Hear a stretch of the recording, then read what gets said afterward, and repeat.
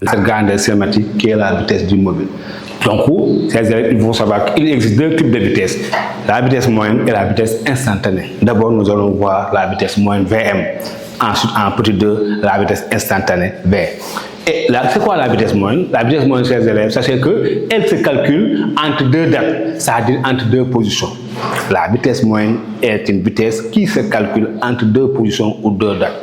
Nous allons considérer un mobile M qui se déplace sur un axe orienté X'. Un mobile M qui se déplace sur un axe X'.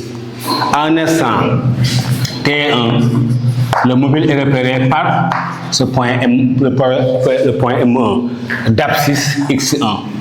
À un instant T2, le mobile est repéré par le point M2 d'abscisse X2. D'accord. Par définition, chers élèves, par définition, la vitesse moyenne du mobile entre les instants T1 et T2 égale à la distance parcourue M1, M2 sur le temps mis à parcourir cette distance T2 moins T1. Et ici, on aura égal à X2 moins X1 sur T2 moins T1. Donc c'est comme ça qu'on calcule la vitesse moyenne.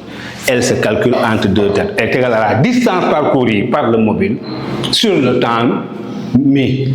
La vitesse moyenne d'un mobile est la distance parcourue par le mobile pendant la durée de parcours, delta t. D'accord. Et ici, chers élèves, il faut savoir que la vitesse, c'est une grandeur qui s'exprime dans le système international en mètres par seconde ou mètres secondes moins 1. Néanmoins, il y a une unité usuelle qu'on appelle le kilomètre par heure. D'accord. Et là, qu'est-ce qu'il faut savoir? Il faut savoir que 1 mètre par seconde égale à 3,6 km par heure. C'est à 3,6 km par heure.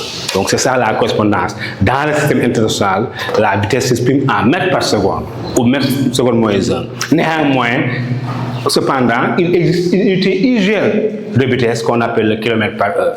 Néanmoins, il faut savoir que la correspondance entre le mètre par seconde et le kilomètre par heure. Donc on aura 1 mètre par seconde égale 3,6 km heure moins 1.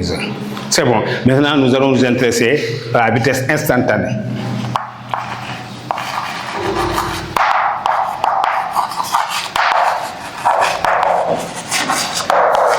Notez tout simplement V. C'est quoi la vitesse instantanée? Cette vitesse-là se calcule à une date bien précise, à un instant T. D'accord. C'est quoi la vitesse instantanée? C'est la vitesse du mobile à l'instant T. D'accord. À l'instant T. Mathématiquement, elle est égale à la limite de la vitesse moyenne pendant un intervalle de temps, delta T, très petit.